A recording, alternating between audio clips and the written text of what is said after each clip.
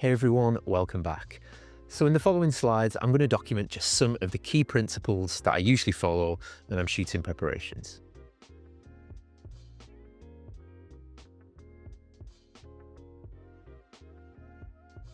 My ultimate aim is to obtain a combination of completely natural moments alongside some more formal bridal shots towards the end.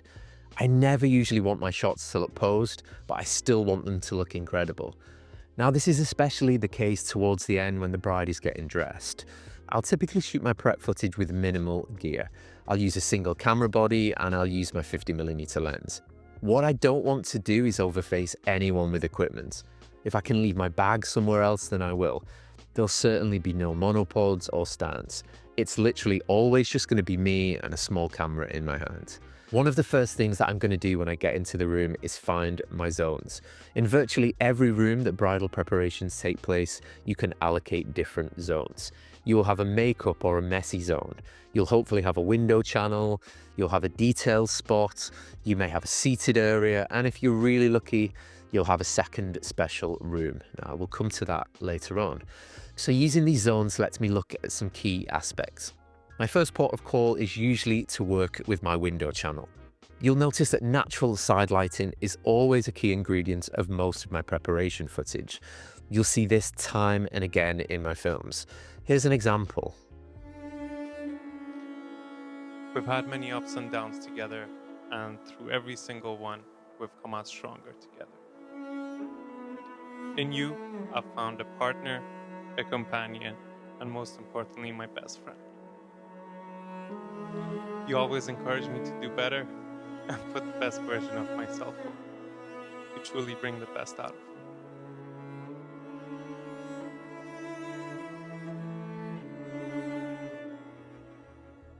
The image that I'm showing you on screen now perfectly demonstrates what I mean by the channel. It simply means having a clear space to work with directional control of natural light, or in other words, a window. Let's look specifically at a video sequence. And using this image example, I can better demonstrate how side light works.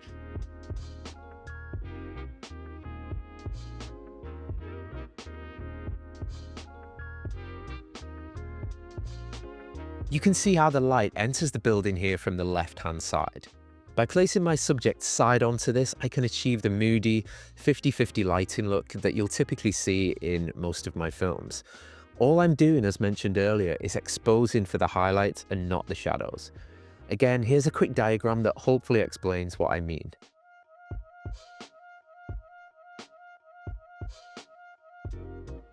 And again, if I play this short sequence, you can further see how directional light changes the image.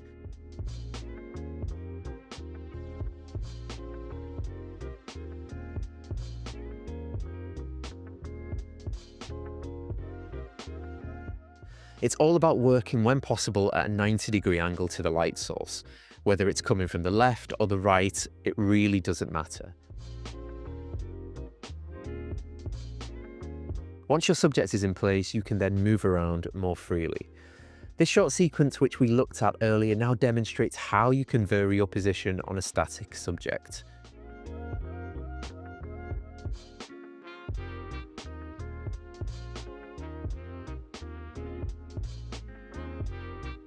Again, notice that we're not exposing any faces here. We're just looking at highlights, and it doesn't matter where precisely they fall. It's also essential to try and identify any individual pockets of light in the room, whether it's the bride's details or anything else. If there's something within that pocket and you expose for the brightest part of the image, you'll achieve some really great experimental results. Here's some really good behind-the-scenes footage that demonstrates how to use the window channel. Of course. I look like Gong Li. Don't you think Yeah, that I do look like Gong Li in this photo? Okay. Yeah. So just come as close in as you can. So look at the robe and things like that. You're just gonna like kind of look outside. Yeah. We'll do the same again, maybe for earrings. So, but I just want to see kind of what it looks like. You know what? So it looks good, but it looks weird that you are doing the makeup kind of that. So we'll just do the same thing, but earrings when you're in your dress. Okay. Yeah, it looks incredible where it is.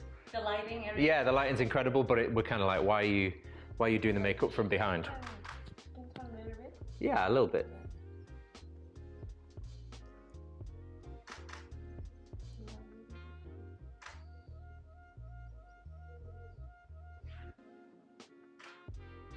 And with that, one more clip. Notice the micro interventions here. No, glance outside, just ever so slightly with your head.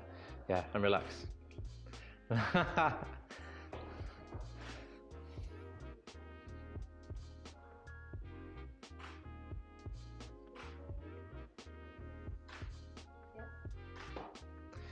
It's your wedding day. I know. Oh, okay.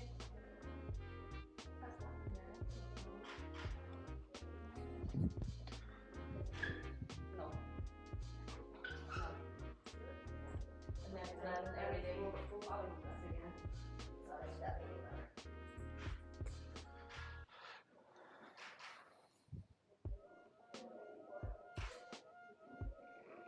Can you just close the door? Just for continuity, right? Now let's look at how this clip appears in the final film. What is love in that particular union of marriage? We know it's respect, it's understanding, it's joy, knowing what the other person is thinking, even when no words are exchanged.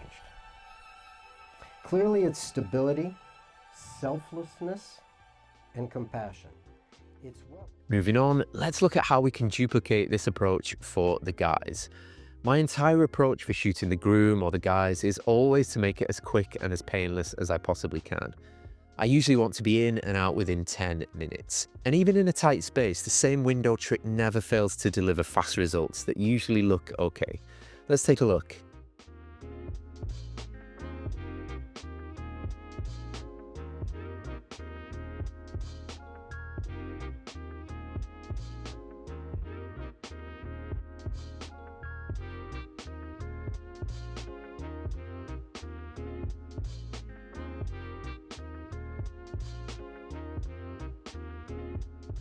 If I don't have the standard lighting channels that I may get for bridal preparations, it's common just to be creative with some curtains. I'll simply close them to leave a small gap and also disguise any mess in the room. It almost always works.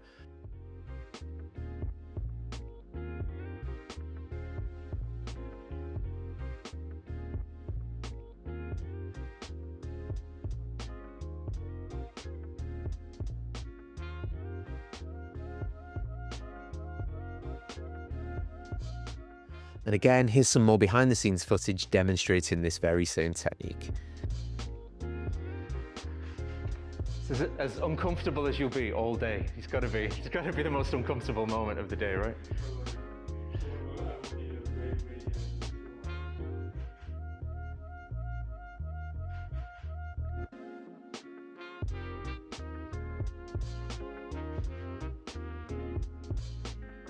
The obvious key to getting great results with the guys is to communicate. I'll always agree on a time that I will arrive for my 10-minute window, and I will simply ask them to hold back on putting on their ties and jackets. If the best man's around, I'll always encourage him to get involved too. It feels semi-staged, but it does look really natural in the film. It's something that they had to do anyway. It's just a micro intervention to control how it appears in the film. The clip that I'm playing now is one of my favorite sequences from a wedding film. I've repeated the lighting trick and simply used natural interactions with the groom's father.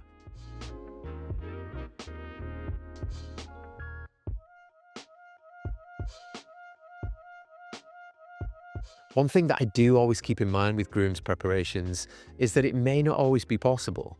I will typically only shoot groom's preparations if he's getting ready in the same hotel.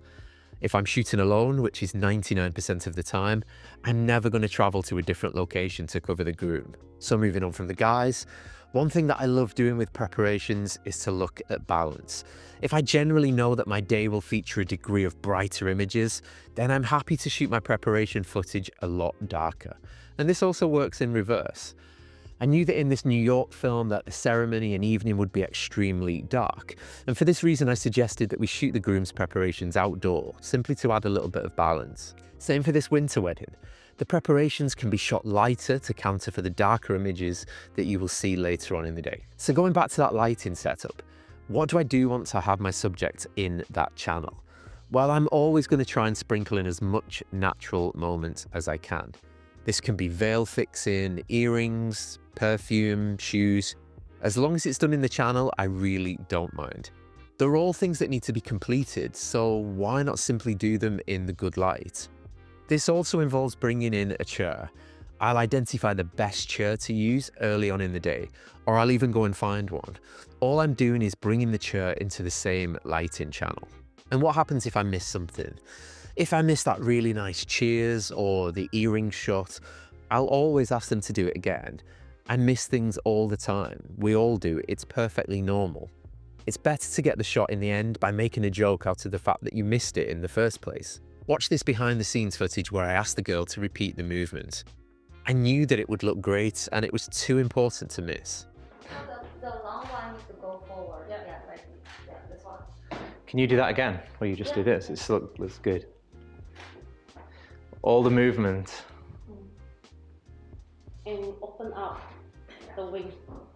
There we go. The wing. Another great tip for lighting, and one that I've kind of mentioned before, is to remove as much indoor lighting as you can. I've done this for years, and it's a key aspect of my approach. I will slowly turn off all the indoor lights that I can. It helps me to isolate the window light and makes the images look evenly toned. And if you have any issues, you can always mention the all-important color, orange. This kind of makes you look a little less orange, usually helps my case. I briefly mentioned it earlier, but it's always a good idea to designate the role of tidy person to someone else. This has to be someone's responsibility, otherwise no one will care about the mess. Also, I'm trying these days to forget about capturing makeup shots. I think this almost seemed like a trend in previous years, and it was something that I typically overshoot. These days, unless the lighting is absolutely incredible, I'll try to give very little thought to shooting this moment creatively. Also, if you need to move something in the room, move it. I honestly can't tell you how many times I've moved furniture on a wedding day. This is either to create a space or simply to bring people into better light. If you need help from the hotel or the venue, just ask someone. It's totally fine. The worst they can do is say no. I've asked reception to move tables, sofas, and even TVs in the past. Another mindset that I do like to adopt during preparations is to begin the day as creatively as I can. Creative shots are something that we should be striving for all day, but if we start the day in safe mode, then it's often harder to recover. I'm obviously not talking about sweeping gimbal shots here, but more about training yourself to stay out of the basic zone. You have to learn to take chances with your lighting and your composition and your details. Instead of looking for the obvious, go and find textures, light, shapes, movement. And yeah, I still use glass. Basically anything that I can use to get an interesting shot. Shooting with glass gives me depth, and like I've said on previous courses, when this footage is placed alongside regular, safer images, it's almost like I've added some salt and pepper to my sequence. I've spiced it up a little. Let's take a look at what I mean.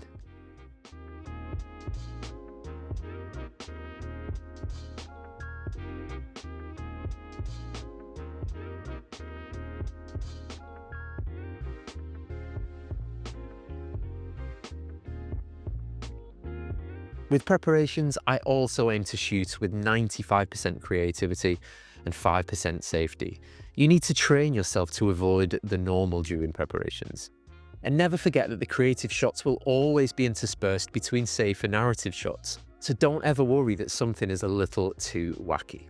One of the last things that I want to talk to you about is the option of using a separate space. It is always worth seeking a second space if there's somewhere available.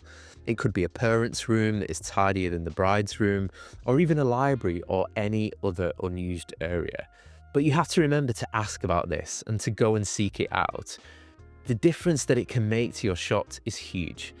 Here's some behind the scenes footage of Melanie, one of my brides, in her regular room. You can see that it was pretty tight and pretty messy.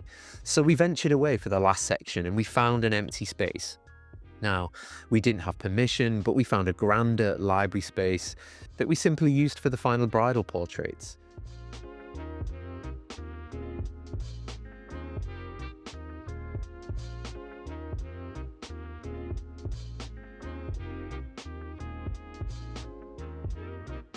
Here's some very raw behind the scenes footage showing some of the techniques that I've been talking about. That's the whole point.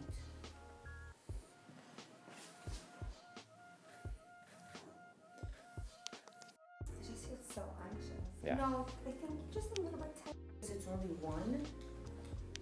این بعدا باید مثلا دوباره درست کنم چون هی شورت میشه خب الان قشنگ Just maybe now.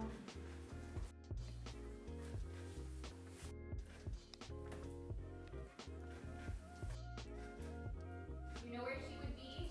I think she's in the room where I Call her. Oh, no, no, no. I have the phone. just let me when I should be back I have the earring. No, these are so different.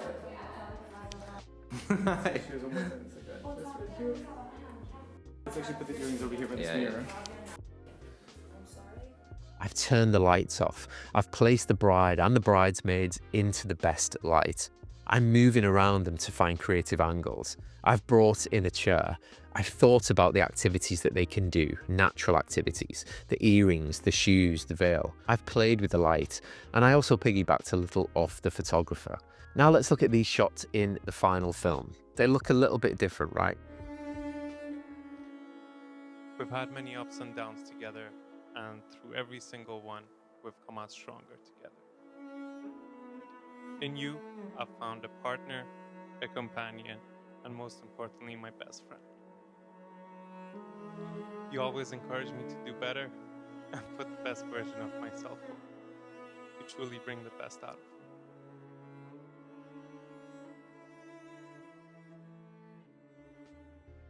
I'm going to wrap this up here, but this is all really simple stuff. It's just about applying a routine at every single wedding that you attend. I'll see you in the next section.